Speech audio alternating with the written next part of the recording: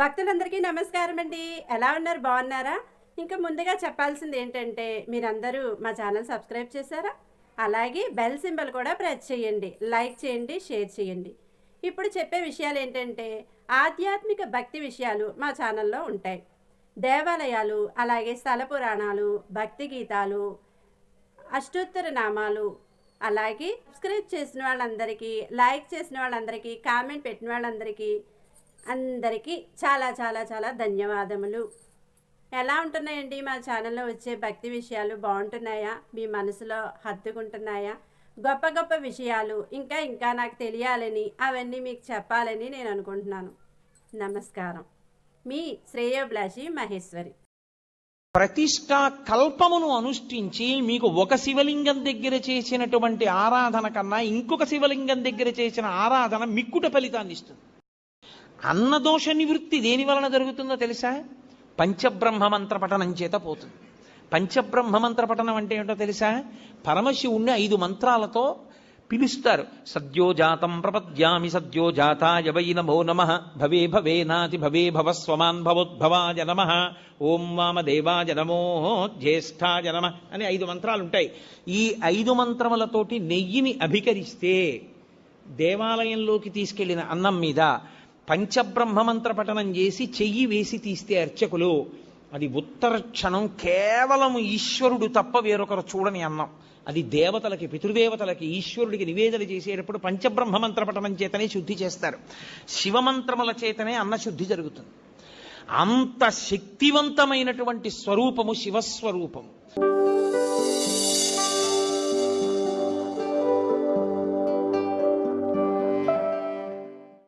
తిరోధానము అన్న మాటకు అర్థం ఏమిటో ఇప్పుడు నేను చెప్తాను చూడండి. తిరస్కరణీ విద్య అని ఒక విద్య. తిరస్కరణీ విద్య ఉందండి ఆయన దగ్గర, చాలా జాగ్రత్తగా ఉండండి అంటారు. తిరస్కరణీ విద్య అంటే ఏమిటో తెలుసా? ఆయన తనకి ఉన్నటువంటి ఉపాసన బలం చేత, తనకి వశమైనటువంటి దేవతల కృప చేత అక్కడ ఉన్న వస్తువు మీకు కనపడకుండా చేస్తాడు. దాన్ని తిరస్కరణీ విద్య అంటారు. అప్పుడు ఏమవుతుందంటే ఆయన ఏ దేవతని పిలిచాడో ఆ దేవత మీకు కనపడకుండా చేస్తుంది ఆ వస్తువుని. చిన్న చిన్న దేవతల్ని పట్టుకుంటారు, పట్టుకుని ఉపాసన చేస్తారు. చేస్తే తిరస్కరణీ విద్య స్వాధీనం అయిపోతుంది. తిరస్కరణి ఎంత గొప్పదో అలాగే అవతల వారిని వశీకరణం చేస్తారు. వాళ్ళు ఎప్పుడూ ఇంకా వాళ్ళకే వశవర్తులైపోతారు. అలా వశీకరణ విద్య, ఇవన్నీ విద్యలు ఉంటాయి. ఇందులో తిరస్కరణీ విద్య అక్కడ ఉన్నది కనపడదు, కనపడకుండా చేస్తాడు. అక్కడది ఉన్నది కనపడకుండా చెయ్యడం తిరస్కరణీ విద్య అయితే, తిరస్కరణి ఎక్కడి నుంచి వచ్చిందో తెలుసా? తిరోధానము. తిరోధానము అంటే ఉన్నది కనపడకుండా లేనిది ఉన్నట్టు కనపడుతుంది. చూసారా, మాంత్రికుడు మాయ చేశాడండి అంటారు. అదే తిరస్కరణీ విద్య. తిరోధానము అంటే ఏది ఉన్నదో అది కనపడకుండా, ఏది లేదో అది ఉన్నట్టు కనపడుతుంది. సత్యము అసత్యముగా, అసత్యము సత్యముగా కనపడేటట్టు చేయగలిగిన ముఖమునకు తత్పురుష ముఖమని పేరు. అది తిరస్కరణి. ఏది దాస్తోంది అది? అదే మాయా. శంకర భగవత్పాదుల యొక్క ప్రతిపాదన అక్కడుంది. అందుకని పీఠాధిపతులందరూ చంద్రమౌళీశ్వరారాధన చేస్తారు. వాళ్ళందరూ చంద్రమౌళీశ్వరారాధన ఎందుకు చేస్తారంటే వాళ్ళెవ్వరూ మాయకి కట్టబడకుండా జ్ఞానమునందు నిలబడడానికి శంకరాచార్యుల వారు పెట్టిన పద్ధతి. ఇప్పుడు తిరస్కరణి ఉన్నది ఆత్మ ఒక్కటే, పరమేశ్వరుడు ఒక్కడే ఉన్నాడు. ఒక్కడే అయిన పరమేశ్వరుడు కనపడకుండా విశ్వము కనపడుతూ ఉంటుంది. అబ్బో ఎంతమంది ఉన్నారో, ఎన్ని మొక్కలు ఉన్నాయో, ఎన్ని పువ్వులు ఉన్నాయో అంటాడు తప్ప ఉన్న విశ్వనాథుడు కనపడడు. విశ్వనాథుడు కనపడకుండా విశ్వం కనపడేటట్టు చేస్తాడు. అలా కనపడినంత కాలం మాయకి వశుడైపోయాడు గుర్తు. మాయకి వశుడైనంత కాలం మళ్ళీ పుడుతూ ఉంటాడు. మళ్ళీ పుట్టినవాడు మళ్ళీ చస్తూ ఉంటాడు. మళ్ళీ చచ్చినవాడు మళ్ళీ పుడుతూ ఉంటాడు. అంటే సృష్టి స్థితి లయ తిరోధాన, సృష్టి స్థితి లయ తిరోధాన వీటిలో తిరుగుతాడు. 5వది అనుగ్రహం, మోక్షమూర్తి. అది దక్షిణామూర్తి దగ్గర ప్రారంభం అవుతుంది. ఆయన అనుగ్రహించాడా అసలు ఉన్న వస్తువు కనపడే అసత్యమైన వస్తువు కనపడకుండా పోతుంది. అసత్యమైన వస్తువు కనపడకుండా పోవడం అంటే మీకు యథార్థము ఎరుకలోకి వస్తుంది. ఎవరే ఇది నేను కాదురా, ఇది నేను తొడుక్కున్నటువంటిది ఈ శరీరం. అసలు నేను లోపల ఉన్న అహంస్ఫురణ, లోపల ఉన్న ఆత్మ నేను. ఆ ఆత్మ సర్వవ్యాపకమై ఉన్నది. అందుకే అందరూ నేను నేను నేను అంటున్నారు. మాయ ఎక్కడి నుంచి వచ్చింది? అందులో ఉన్న నేను ఒకటే, ఇందులో ఉన్న నేను ఒకటే. నాకు ఆకలేస్తోంది నేను అన్నప్పుడు నేను బాధపడుతున్నాను అంటే నిజానికి అందులో ఉన్న నేను బాధ ఏదో, ఇందులో ఉన్న నేను బాధ అదే. కానీ ఇందులో నేను అనేటప్పటికి అందులో నేననదు, నువ్వు అంటుంది. ఇక్కడ నేనే అక్కడ నేనై ఉన్నా ఆ నేను ఈ నేను కలిపి ఒకటే అని అనుభవంలోకి వచ్చిందనుకోండి, తిరోధానం పోయిందని గుర్తు. నేను నువ్వు అందనుకోండి, తిరోధానమునందు ఉన్నాడని గుర్తు. అంటే ఈశ్వరుడు మాయ కమ్మిస్తున్నాడని గుర్తు, అంటే మళ్ళీ పుడతాడని గుర్తు. ఈశ్వరుడిది తీసేసి జ్ఞానం ఇచ్చేశాడు, అద్వైత భావన యందు నిలబడిపోతాడు. రెండవ వస్తువు లేదు, ఉన్నదొక్క పరమేశ్వరుడే. ఎరుకలోకి వచ్చేస్తుంది. ఆ ఎరుకలోకి వచ్చిందా మోక్షము. 5వ ముఖం మోక్షాన్ని ఇస్తుంది, ఊర్ధ్వముఖం. అందుకే శివలింగానికి మాత్రమే పృష్ఠభాగంలో కూర్చుని పూజ చెయ్యకూడదన్న నియమం లేదు. ఇప్పుడు మీరు రామాలయంలోకి వెళ్ళారనుకోండి, రామాలయంలో ఎదురుగుండా కూర్చుని పూజ చేస్తారు, అంటే పక్కకు కూర్చుని పూజ చేస్తారు. అంతేగాని రామాలయంలో వెనకాతల కూర్చుని పూజ చేస్తానండి అంటే అది శాస్త్రీయం కాదు, అలా చేయకూడదు. శివలింగానికి ముందు కూర్చోవచ్చు, పక్కన కూర్చోవచ్చు, వెనక్కి కూర్చోవచ్చు, పైన పొయ్యొచ్చు. ఎందుకని? అన్ని ముఖాలే, 5 వైపులా ముఖాలే. ఏ ముఖం నుంచి నీళ్లు జారినా మీకో ఫలితం ఉంటుంది. ఎటు నుంచి నీళ్లు జారనివ్వండి, అది మీకు వెంటనే ఒక ఫలితాన్ని ఇచ్చేస్తుంది. అందుకే పైన పోస్తారు, అన్ని ముఖాల నుంచి జారుతాయి. ఇప్పుడు శివాభిషేక తీర్థాన్ని తొక్కకూడదు. అది కాని తొక్కాడా ఉత్తరక్షణం పూర్వజన్మలలో చేసుకున్నటువంటి పుణ్యము నశించిపోతుంది. మరి ఎలా, ఎవరు చేస్తారు అభిషేకం? అందుకే ఒక్కరికి మాత్రమే అధికారం ఇచ్చి ఆయన్ని శివస్వరూపంగా గుర్తిస్తారు. గుర్తించి ఆయనకి దీక్ష ఇచ్చి ఎవరు ఆ ప్రత్యేకమైన దీక్ష యందు ఉంటాడో వాడికొక్కడికే అభిషేకం చేసేటటువంటి అధికారం ఉంటుంది. కొంతమంది గృహస్థులుగా ఉంటారు, దేవాలయాల్లో అర్చకత్వం చెయ్యరు, కానీ వారికి ప్రత్యేకమైన దీక్షలు ఉంటాయి. ఆ దీక్ష ఉన్నవాడు ఆలయంలోకి వెళ్ళి అభిషేకం చేయొచ్చు, ఏమీ దోషం ఉండదు. తప్ప అందరూ అభిషేకాన్ని శివాలయంలోకి వెళ్ళి చెయ్యకపోవడానికి కారణం అదే. నిజానికి మేము బ్రాహ్మణం అండి, అందుకని మేము లోపలికి వెళ్ళి అభిషేకం చేసుకుంటామని వెళ్లకుండా ఉండడమే మంచిది. అలా వెళ్ళకూడదు. శాస్త్రం. నేను శాస్త్రం ఒక్కటే చెప్తా, పై మాటలు మాట్లాడడం నా జన్మలో నాకు అలవాట్లేదు. లోపలికి వెళ్ళి చెయ్యవలసిన వాడు అర్చకుడొక్కడే. నీకు శాంభవ దీక్ష లాంటి దీక్షలుంటే నువ్వు వెళ్ళడానికి అర్హుడు. అటువంటి దీక్ష నీకు లేకపోతే నువ్వు లోపలికి వెళ్ళి అభిషేకం చేయడం మంచి పద్ధతి కాదు. అర్చకుడే చెయ్యాలి. నువ్వు తొక్కుతావు అనవసరంగా, లేనిపోని ఇబ్బందులన్నీ వస్తాయి. ఎందుకని తెచ్చుకోవడం? కాబట్టి శివాలయము 5 ముఖములతో ఉండి 5 మీద అధిష్టానంగా ఉంటుంది. ఇదే అమ్మవారి పరంగా చెప్పారనుకోండి, పంచకృత్య పరాయణ, ఈ 5 అమ్మవారు చేస్తుందంటే. అందుకే ఒకచో అమ్మవారు చేస్తుంది, ఆవిడ నిర్వహిస్తుంది, అప్పుడు మధురై అంటారు. మీనాక్షి అన్నీ చేస్తుంది, సుందరేశ్వరుడు ఊరుకుంటాడు. అలాగే చిదంబరం పరమేశ్వరుడు చేస్తాడు, అమ్మవారు ఊరుకుంటుంది. అందుకే ఎక్కడ ఉండేటటువంటి తత్వము అక్కడ ఉంటుంది. కాబట్టి అమ్మవారు చేస్తుంది, అయ్యవారు చేస్తారు ఈ పంచకృత్యములను. శైవ సిద్ధాంతమునందు ఈ 5 పరమశివుడు చేస్తాడు అని మనం శివ సందర్శన విధి యందు శైవాగమం చెప్తుంది. అందుకుని అలా చూడాలి. శివాలయంలోకి వెళ్ళినప్పుడు శివలింగాన్ని 3 మూర్తులుగా చూడవలసి ఉంటుంది. స్థూలలింగము, సూక్ష్మలింగము, భద్రలింగము అని 3. స్థూలలింగము అంటే ఆలయం యొక్క గోపురం. అందుకే శివాలయంలోకి వెడుతూనే ఏవీ మాట్లాడవద్దు అని చెప్తారు. నువ్వు ఇవన్నీ చూస్తూ వెళ్ళు. ఆలయ శిఖరం వంక చూస్తే స్థూలలింగాన్ని చూసినట్టు, ఆలయంలో ఉన్న శివలింగాన్ని చూస్తే సూక్ష్మలింగాన్ని చూసినట్టు, బలిపీఠాన్ని చూస్తే భద్రలింగాన్ని చూసినట్టు. బలిపీఠము అంటే ఉగ్రభూతములు తిరుగుతుంటాయి వాతావరణంలో. వాటిని మీరు దేవాలయంలో భక్తుల్ని ఇబ్బంది పెట్టవద్దని కొంచెం అన్నం తెచ్చి బలిహరణ మంటపం మీద పెడతారు. అవి తింటాయి, ఆ మంటపం మీద ఉన్న అన్నం తింటాయి. అవి భక్తుల జోలికి రావు. ఆ బలిపీఠాన్ని చూస్తే భద్రలింగ దర్శనం చేసినట్టు. మీరు ఎప్పుడైనా గమనించారో లేదో, ఒక్క శివలింగానికే ఒక ప్రత్యేకమైన గుర్తు ఒకటి ఉంటుంది. మీరు ఎప్పుడైనా చూడండి, అన్ని శివలింగాల మీద ఉండదు అలాగా. మీరు కొన్ని శివాలయాల్లోకి వెళ్ళినప్పుడు శివలింగం దగ్గరికి వెళితే దాని మీద కొన్ని గీతలు ఉంటాయి ఇలాగా. అది ఏమిటో తెలుసా గీత? అలా గీత ఎందుకు ఉంటుందో తెలుసా ఎవరికైనా? అలా గీత ఉంటే దాన్ని బ్రహ్మసూత్రము అని పిలుస్తారు. అలా గీత ఉంది అంటే నీ అదృష్టం పండి నువ్వు అక్కడికి వెళ్ళావని గుర్తు. 1000 మాటలు ఓ శివాలయంలోకి వెడితే నీకు ఎంత ఫలితమో, అలా గీతలు ఉన్నటువంటి శివలింగం ఉన్న గుళ్ళోకి వెడితే అంత ఫలితం. విశేషమైన ఆరాధనీయము అని గుర్తు. అలాంటి శివలింగం ఉన్న గుడిలోకి వెడితే తప్పకుండా మీరు మీ ద్రవ్యాన్నో, మీ బలాన్నో, మీ సంపత్తినో, మీ పాటనో, మీ పద్యాన్నో, మీ కష్టాన్నో అక్కడ వినియోగించాలి. శివలింగం మీద గీతలు కనపడ్డాయనుకోండి, బ్రహ్మసూత్రం ఉందనుకోండి, బయటికి వచ్చి కాళహస్తీశ్వర శతకంలో 2 పద్యాలు చదవాలి. బయటికి వచ్చి మీకు వచ్చిన శ్లోకాలు 2 చెప్పాలి. పాటలు వచ్చిన వాళ్ళైతే 2 పాటలు పాడాలి. బలం ఉన్నవాడివైతే పల్లకి పట్టుకోవాలి, లేదా గుడి కొంచెం సేపు తుడిచి వెళ్ళిపోవాలి. నీ దగ్గర డబ్బున్నవాడివైతే వెంటనే ఆ శివాలయంలో నువ్వు 100 రూపాయలు ఖర్చు పెట్టేవాడివి, బ్రహ్మసూత్రం ఉన్న శివలింగం ఉంటే 1000 రూపాయలు ఖర్చు పెట్టాలి. ఎందుకంటే నీ జన్మ పడ్డి అక్కడికి వచ్చావని గుర్తు. అది 1,000,000 రెట్ల ఫలితాన్ని ఇచ్చేస్తుంది. ఒక రుద్రాభిషేకం ఒక చోట చేస్తే ఏ ఫలితమో, బ్రహ్మసూత్రం ఉన్న శివలింగానికి చేస్తే 1,000,000 రెట్లు విశేష ఆరాధనా ఫలితముని ఇచ్చేస్తుంది ఆ శివలింగం. అలా ఇవ్వగలిగిన శివలింగం అని గుర్తు చెప్పడానికి వచ్చిన వాళ్ళకి బ్రహ్మసూత్రం ఉంటుంది దాని మీద. అది చెక్కినప్పుడే ఆ బ్రహ్మసూత్రం చెక్కుతారు. బ్రహ్మసూత్రం ఉన్నది మీకు పరాకు చెప్పినట్టు శివలింగం మీద. జాగ్రత్తగా ఉండు సుమా. తేతలి అని ఒక గ్రామం. మహానుభావుడు రాజరాజ నరేంద్రుడు వెళ్ళిపోతుంటే ఒక పాము అడ్డొచ్చింది, వెళ్ళనివ్వాల సైన్యాన్ని. ఏమిటి ఇలా అడ్డొచ్చిందని చెప్పి తెల్లవారుదామున వెళ్ళి చూశాడు.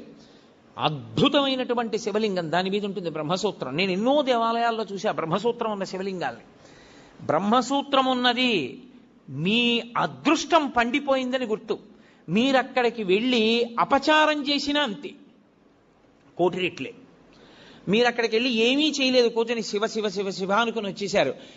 శివ శివ శివ శివ 4 మార్లు మీరంటే 4 కోట్ల మార్లు మీరు శివనామం చెప్పారని వేస్తారు.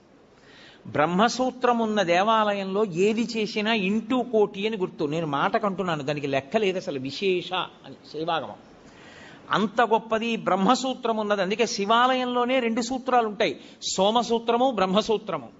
ఈ 2 ఉంటాయి. శివాలయం ఒక్కదానికే ఒక విశేషం ఉంటుంది. శివాలయంలో పరమేశ్వరుడు చెట్టు రూపంలో ఉంటాడు ఒక్కొక్క చోట. ఇక్కడ మారేడు చెట్టు కాశీ నుంచి తెచ్చి వేశారు అంటారు. అది ఎవరు వేశారండి? అది ఒక్కొక్క చోట పరమశివుడు, దేవాలయంలో ఉన్నటువంటి పరమేశ్వరుడు బయటికి వచ్చి చెట్టు రూపంలో నిలబడతాడు, కదులుతూ ఉంటాడు. మీరు పరమశివుడిని ఇలా ముట్టుకోవడం మీకు సాధ్యం కాదు, సంభవం కాదు, ముట్టుకోలేరు. కానీ ఒక్కొక్క చోట స్థల వృక్షము అన్న పేరుతో ఉంటాడు. అక్కడ లోపల ఉన్న శివుడే బయట చెట్టు రూపంలో ఉంటాడు. నేను మీకు ఉదాహరణ చెప్పాలంటే, కాంచీపురం ఏకాంబరేశ్వర దేవస్థానంలో మామిడి చెట్టు రూపంలో ఉంటాడు. లోపల శివలింగం ఎంత గొప్పదో పృథివీలింగం చెట్టు ఎంత గొప్పది. అలాగే వైదీశ్వరం వేప చెట్టు రూపంలో ఉంటాడు. ఎందుకంటే అక్కడ పేరే వైదీశ్వరం. ఆయన రోగ నివారణ చేస్తూ ఉంటాడు. రోగ నివారణ చెయ్యడానికి యోగ్యం వేప చెట్టు. అమ్మవారు అనుగ్రహించింది. 365 రోజులలోనూ అన్నిటిలోకి భయంకరమైనటువంటిది, అత్యంత ప్రమాదకరమైనటువంటి యమదంస్ట్రలు అంటారు. యముని యొక్క 2 కోరలుగా వర్ణింపబడినవి 2 ఋతువులు. ఒకటి శరదృతువు, 2 వసంత ఋతువు.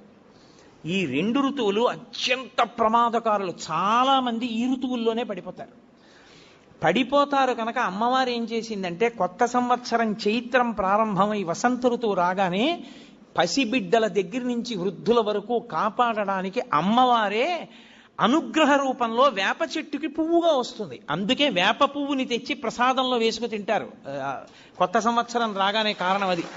ఆవిడ రోగనిరోధక శక్తినిచ్చి మృత్యుదంష్ట్ర నుండి పైకెత్తుతుంది. శారదా నవరాత్రులు చేసిన, వసంత నవరాత్రులకు ముందు చైత్ర శుక్ల పాడ్యమి నాడు ఈ ప్రసాదం తీసుకున్నా పరదేవతానుగ్రహం కలగడానికి కారణం అదేదో ఛాందసత్వంతో ఉతినే వేప వచ్చిందని పెట్టడం కాదు. అమ్మవారు ప్రతిజ్ఞ చేసింది, నేను అలా వస్తాను, నన్ను మీరు ప్రసాదంగా స్వీకరించండి అని చెప్పింది. కాబట్టి ఒక్క శివాలయానికే బ్రహ్మసూత్రము, సోమసూత్రము, స్థల వృక్షము. మీకు కంచిలో లోపల ఉన్న పృథివీలింగం ఎటువంటిదో బయట ఉన్న మామిడి చెట్టు అంత గొప్పది. మీకు అలాగే వైదీశ్వరంలో ఆయన రోగ నివారక స్వరూపంతో ఉంటాడు. అది అంగారక క్షేత్రం. అక్కడ విశేషమైన శక్తి కుజుడికి. అక్కడికి వెళ్ళి పూజ చేస్తే కుజగ్రహం అనుగ్రహిస్తుంది. జాతకంలో ఉండకూడని చోట కానీ కుజగ్రహం ఉన్నదా చాలా ఇబ్బంది పెట్టేస్తుంది. దాని దోషాన్ని నివారించేది ఏది అంటే ఒక్క వైదీశ్వరం. వైదీశ్వరం కుజుడు పరమశివుని యొక్క కుమారుడు.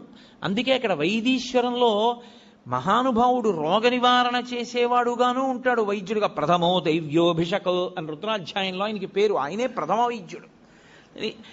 ఆయన రోగములను నివారించడానికి దేవాలయం బయట వేప చెట్టు రూపంలో ఉంటాడు.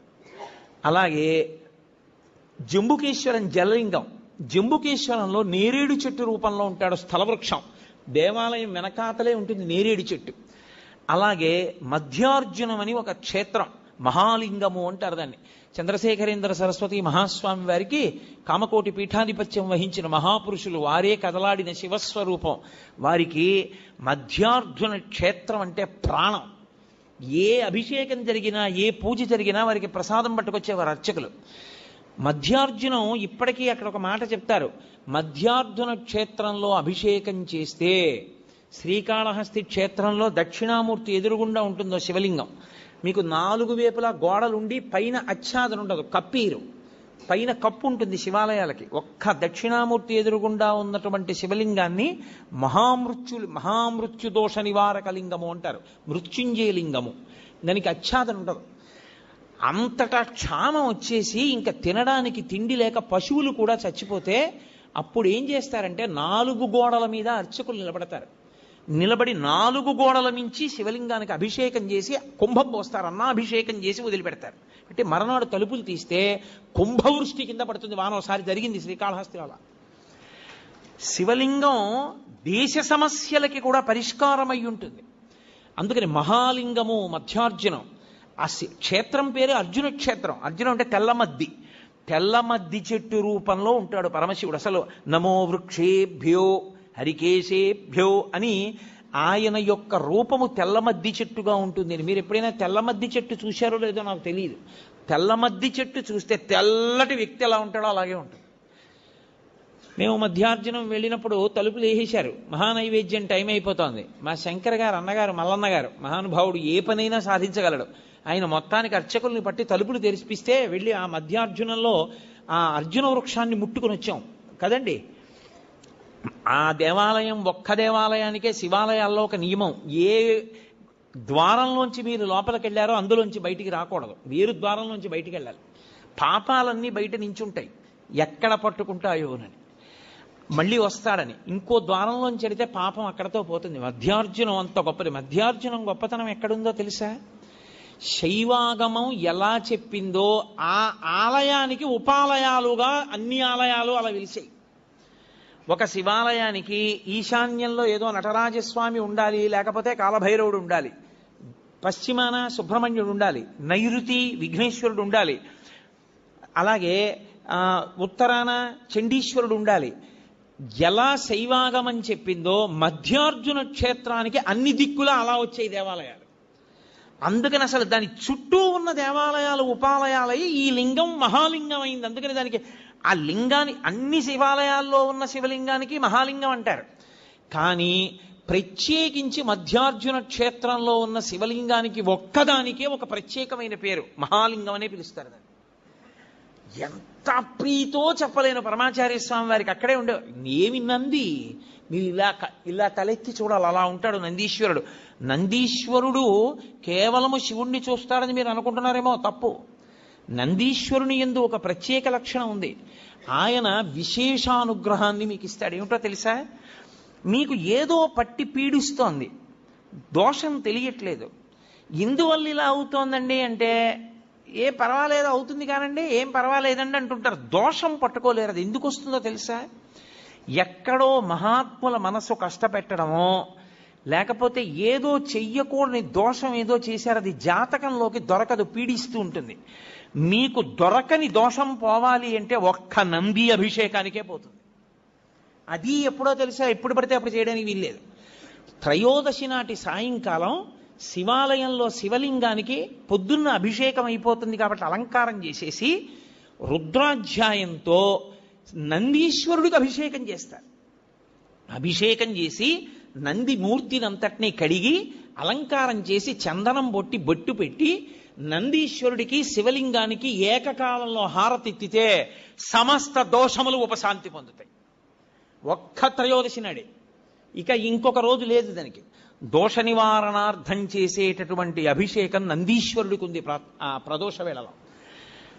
జాతకంలో వచ్చేటటువంటి అంత గొప్ప గొప్ప దోషాల్ని కూడా నివృత్తి చెయ్యగలిగిన శక్తి ఎక్కడ పొటమరిస్తుందంటే శివాలయంలో పొటమరిస్తుంది. అందుకే త్రయోదశి అభిషేకము అంటారు.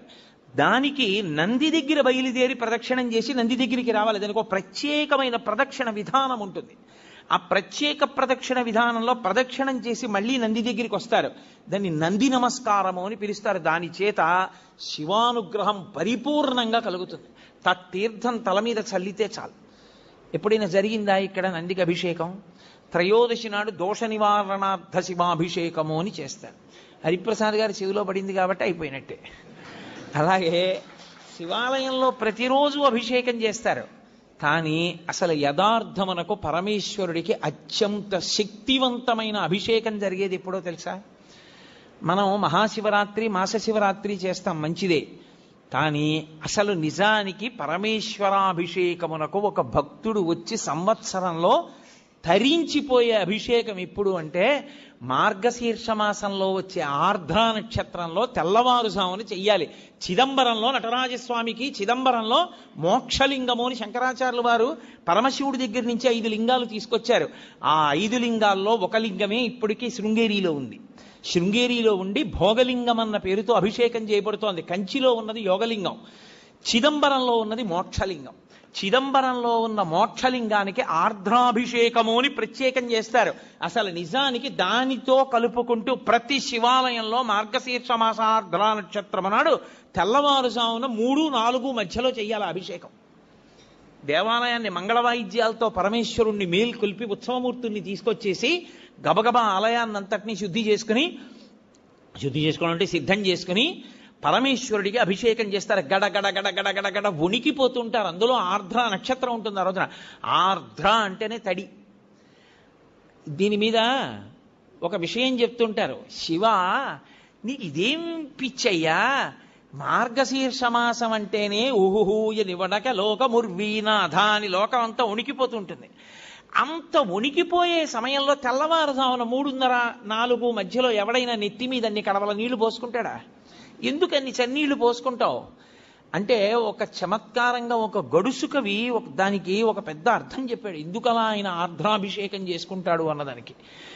ఆయన మౌళే గంగా శశాంకౌ, ఈశ్వర మీకు తల మీద గంగుంది, ఒక పక్క చంద్రుడున్నాడు, ఇద్దరూ చల్లటి వాళ్లే, చల్లగా ఉంటారు ఇద్దరు తలమించి జారుతూ. పోన్లే తలమించి జారుతూ చల్లగా ఉన్నా ఏదో కింద వెచ్చగా ఉంటుంది ఒళ్ళు అనుకుందామా. పార్శ్వేవామే దయార్ద్ర హిమగిరి దుహిత, ఎడం చేతి పక్కన ఎప్పుడు లోకాల పట్ల దయ చూపించడంలో చల్లని తల్లి, పైగా హిమగిరి దుహిత మంచుకొండ కూతురు. ఆవిడ అసలే మంచుకొండ కూతురు, పైగా దయ కలిగిన తల్లి. ఎంత చల్లగా ఉంటుంది. ఆవిడేమో ఎడం భాగంలో ఉంటుంది. ఇది చాలదన్నట్టు కరచరణ తలే శీతలాంగా భుజంగా, కాళ్ళకి చేతులకి జివ్వమనేటంత చల్లగా ఉండే పావులు చుట్టుకొని ఉంటాయి. ఇంకా ఈశ్వర ఇది చాలదు మీకు, చందనం సర్వగాత్రే, ఒళ్ళంతా చల్లటి చందనం పూసుకుంటావు. ఎంత చలి. ఇది చాలలేదు నీకు. ఇది చాలలేదని మళ్ళీ మార్గశీర్ష మాసం ఆర్ద్రా నక్షత్రంలో నీకు ఇన్ని కడవలతో తెల్లవారుజామున అభిషేకమా? ఎందుకే మహానుభావ, నీకు చలి ఇట్లా. శీతం ప్రభూతం అంటే చాలా ఎక్కువ, అది విపరీతమైన చలి కదూ. మరి కనక సభానాథ, ఓ చిదంబరేశ్వరుడా, ఓ శివ, సోఢుంక శక్తి ఎలా భరిస్తావు అంటే చిత్తే నిర్వేదతత్వే. అర్థమైందయా? ఎప్పుడు కోరికలతో ఏడుస్తూ అలమటించిపోతూ ఎప్పుడు దుఃఖంతో ఉండి వేడిగా ఉండే నా హృదయంలో ఉన్న నీకు ఇంత చల్లటివన్నీ పెట్టినా తాపం పోవట్లేదన్నాడు. అందుకని శివా నీకు ఆర్ద్రాభిషేకం అన్నారు. సమస్త తాపోపశాంతి దేని వలన కలుగుతుందంటే ఆర్ద్రాభిషేకము చేత కలుగుతుంది. శివాలయం ఉండడం ఒకెత్తు, శివాలయాన్ని వాడుకోవడం ఒకెత్తు. శివాలయం ఉండడంతో సరిపోదు, మీకు శివాలయాన్ని వాడుకోవడం రావాలి. అలా వాడుకోవడం వస్తే అదృష్టవంతులు. శివాలయంలోకి వెడుతున్నప్పుడు చెప్పులతో దాటి లోపలికి కాని వెళ్ళాడా? అలా వెళ్ళినటువంటి ఎన్ని మార్లు శివాలయంలోకి చెప్పులతో వెళ్ళాడో లెక్క పెట్టి అన్ని మాటలు వచ్చే జన్మలలో అన్ని జన్మలు 2 కాళ్ళు చచ్చుపడిపోయిన వాడిగా పుట్టేటట్టుగా చేస్తారు. చింద్యం పాపం భవిష్యంతి అంటుంది శివాగమం. శివాలయం లోపలికి ఎట్టి పరిస్థితులలోనూ వెళ్ళకూడదు. శివాలయంలో యథార్థంగా చెప్పాలంటే పైన అంగి, లాల్చీలు, చొక్కాలు ఇవి పనికిరావు. ఉత్తరీయం తీసి నడుము కట్టుకుని వెళ్ళి ప్రదక్షిణం చేసి నమస్కరించారా మహానుభావుడి యొక్క విశేషానుగ్రహం కలుగుతుంది. అందుకే శివలింగములు అంటే ధ్రువలింగములు, చరలింగములు అని 2 రకాలుగా ఉంటాయి. ధ్రువలింగము అంటే శివాలయంలో ఉండేటటువంటి శివలింగం. చరలింగము అంటే ఓ చోటు నుంచి ఓ చోటుకి తీసుకెడతారు. ఇప్పుడు శృంగేరి పీఠాధిపతులు అభిషేకం చేసే లింగాన్ని చరలింగం అంటారు. ఓ చోటు నుంచి ఓ చోటుకి పట్టుకెడుతూ ఉంటారు, చరలింగం. ఇందులో క్షణలింగములు అని కొన్ని ఉంటాయి. క్షణలింగము అంటే చందనం అటువంటి వాటితో తయారు చేస్తారు. కొద్దిసేపే ఉంచి అభిషేకం చేసి తీసేస్తారు. అన్నంతో లింగం చేస్తారు. అన్నంతో శివలింగం చేసి ఉంచే శివలింగం క్షణలింగం, కొద్దిసేపే ఉంటుంది, తర్వాత తీసేస్తారు. అసలు అన్నం దొరకడం అనేటటువంటి దానికి ఇబ్బంది కలిగితే ఉత్తర క్షణంలో దానికి ఉపశాంతి ఎక్కడా అంటే అన్నాభిషేకము చేతనే. మేము గత శారదా నవరాత్రుల్లో మా అయ్యప్ప స్వామి గుళ్ళో చేశాం. శివలింగాన్ని పెట్టి శివలింగం నిండా అన్నం ఉండి అన్నంతో అభిషేకం చేసేస్తారు. చేసేసి ఆ అన్నంతోటే శివలింగాన్ని తయారు చేస్తారు. తయారు చేసి కాయగూరలు ఉప్పు వేయకుండా ఉడికించేస్తారు. పొట్లకాయలు, గుమ్మడికాయలు, బీరకాయలు, వంకాయలు అన్ని ఉడికిస్తారు. ఉడికించి తీసేసిన కూరగాయల్ని పరమశివుడికి అలంకారాలుగా పెట్టేస్తారు. పెట్టేసి ఆ శివలింగానికి పూజ చేసి శివలింగం మీద ఉన్నటువంటిది తీసి ఓ పళ్ళెంలో పెట్టుకుని మేళతాళాలతో వెళ్ళి నీళ్లలో కలిపేస్తారు. సమస్త జలచరములు తింటాయి, సమస్త భూతములు బాగుండాలి. తర్వాత ఆ మిగిలిపోయినటువంటి శివలింగం, ఆ అన్నం, ఆ కూరలు తీసుకెళ్ళి ఏ పులుసు అన్నం కిందో వండేస్తారు. వండేసి అందరికీ ప్రసాదంగా ఇస్తారు. అన్నాభిషేకం చేసినటువంటి శివలింగ ప్రసాదం తింటే అన్నదోష నివృత్తి జరుగుతుంది. జరిగి ఆ అన్నం అంతా బాగుంటుంది. 2, అన్నమునకు దోషం ఉంటుంది. ఎప్పుడైనా సరే అన్నం తింటున్నప్పుడు వేరొకరు చూశారనుకోండి దోషం వస్తుంది అన్నానికి. అందుకు గోప్యంగా అన్నం తినడానికి కారణం అది. అన్నం చూస్తే చాలు దోషం వస్తుంది. అన్నం దోషం వచ్చిందనుకోండి మీకు దేవతారాధన యందు ఉపయోగించకూడదు. అన్నదోష నివృత్తి దేని వలన జరుగుతుందో తెలుసా? పంచబ్రహ్మ మంత్ర పఠనం చేత పోతుంది. పంచబ్రహ్మ మంత్ర పఠనం అంటే ఏంటో తెలుసా? పరమశివుణ్ణి 5 మంత్రాలతో పిలుస్తారు. సద్యోజాతం ప్రపద్యామి సద్యోజాతాయ వై నమో నమః భవే భవేనాతి భవే భవస్వమాన్ భవోద్భవాయ నమః ఓం వామదేవాయ నమో జ్యేష్ఠాయ నమః అని 5 మంత్రాలు ఉంటాయి. ఈ 5 మంత్రములతోటి నెయ్యిని అభికరిస్తే దేవాలయంలోకి తీసుకెళ్లిన అన్నం మీద పంచబ్రహ్మ మంత్ర పఠనం చేసి చెయ్యి వేసి తీస్తే అర్చకులు, అది ఉత్తర క్షణం కేవలం ఈశ్వరుడు తప్ప వేరొకరు చూడని అన్నం.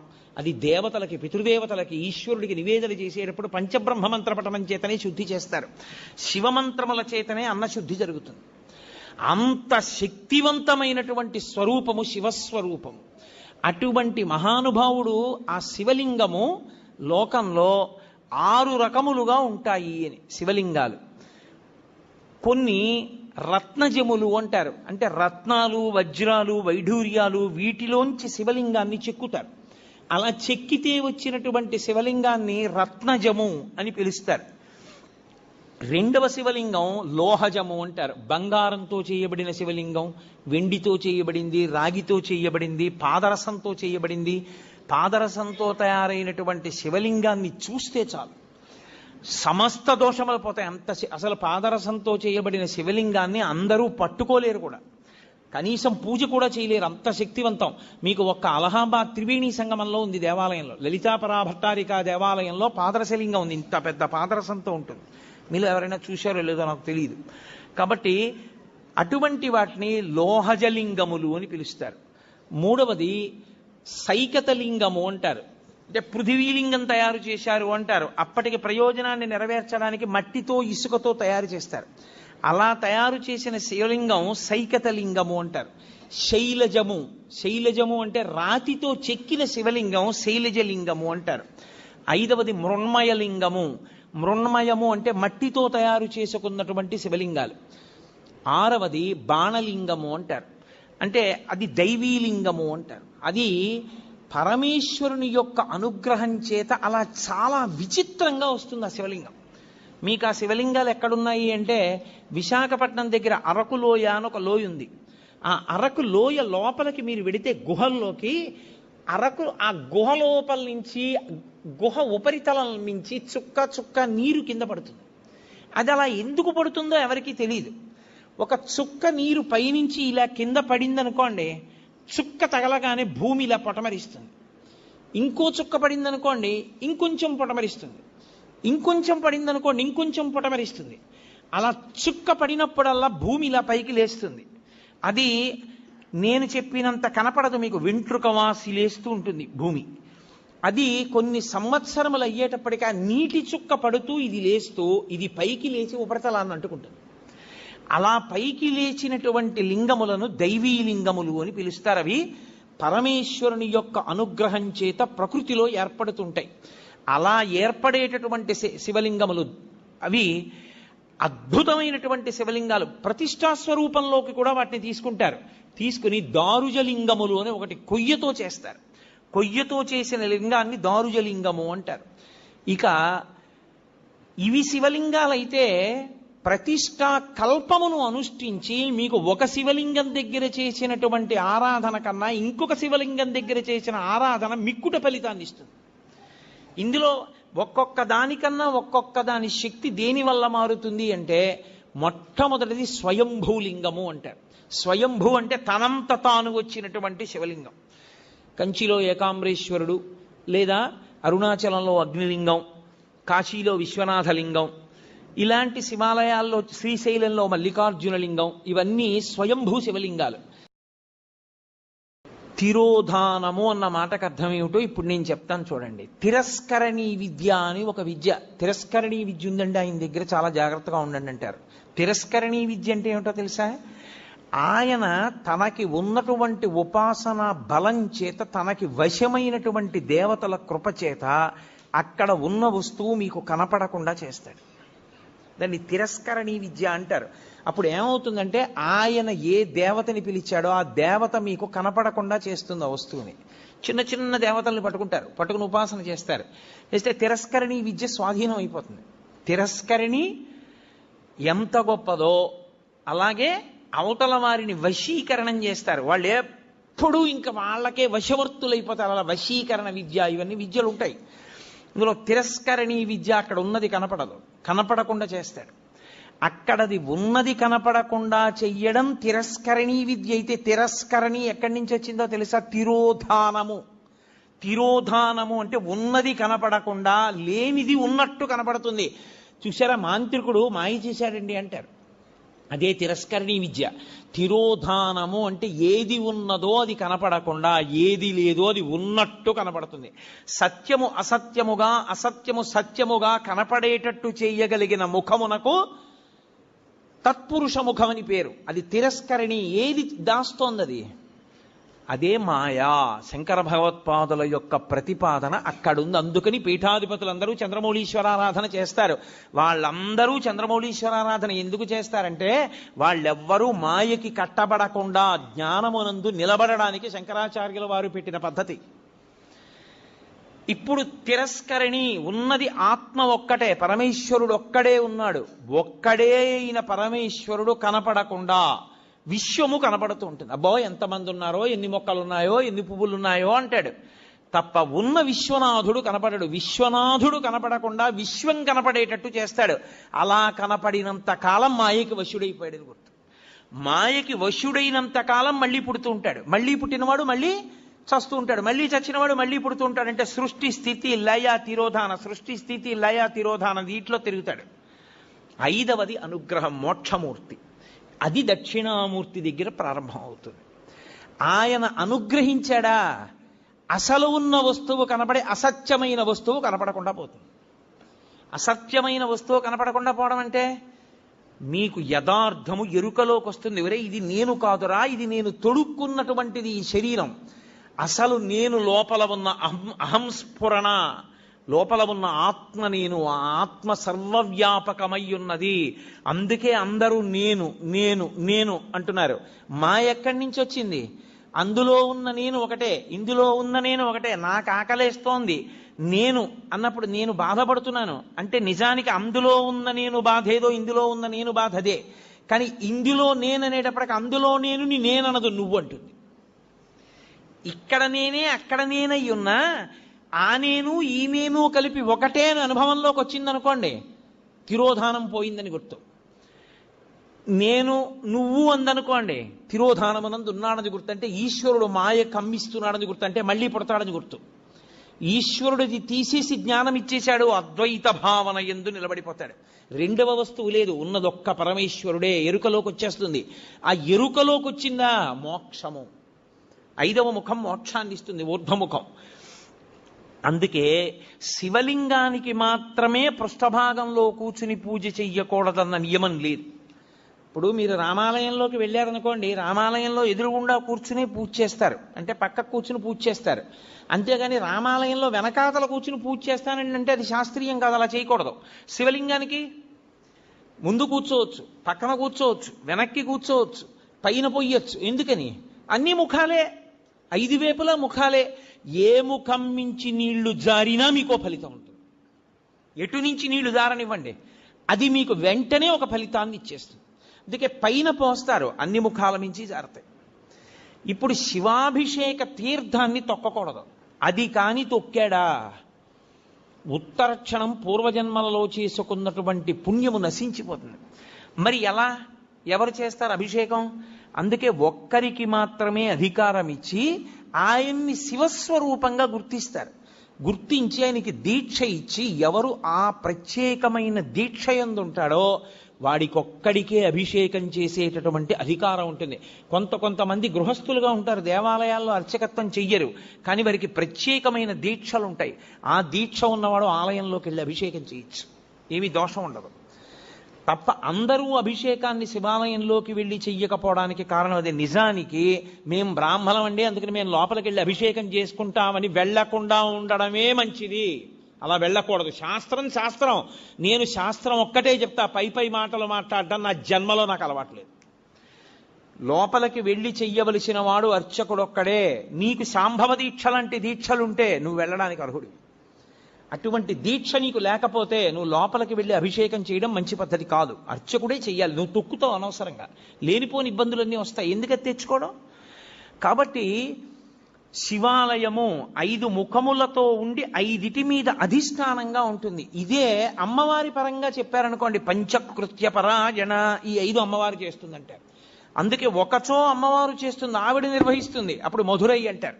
మీనాక్షి అన్నీ చేస్తుంది, సుందరేశ్వరుడు ఊరుకుంటాడు. అలాగే చిదంబరం పరమేశ్వరుడు చేస్తాడు, అమ్మవారు ఊరుకుంటుంది.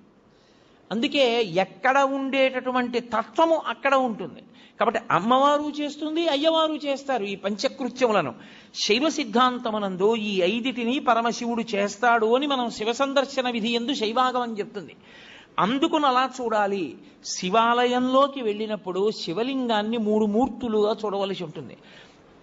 స్థూలలింగము, సూక్ష్మలింగము, భద్రలింగము అని 3. స్థూలలింగము అంటే ఆలయం యొక్క గోపురం. అందుకే శివాలయంలోకి వెడుతూనే ఏవీ మాట్లాడవద్దు అని చెప్తారు. నువ్వు ఇవన్నీ చూస్తూ వెళ్ళు. ఆలయ శిఖరం వంక చూస్తే స్థూలలింగాన్ని చూసినట్టు, ఆలయంలో ఉన్న శివలింగాన్ని చూస్తే సూక్ష్మలింగాన్ని చూసినట్టు, బలిపీఠాన్ని చూస్తే భద్రలింగాన్ని చూసినట్టు.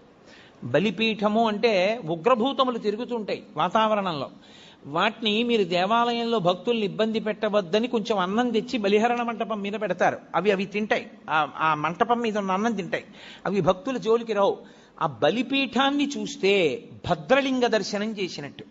మీరు ఎప్పుడైనా గమనించారో లేదో, ఒక్క శివలింగానికే ఒక ప్రత్యేకమైన గుర్తు ఒకటి ఉంటుంది.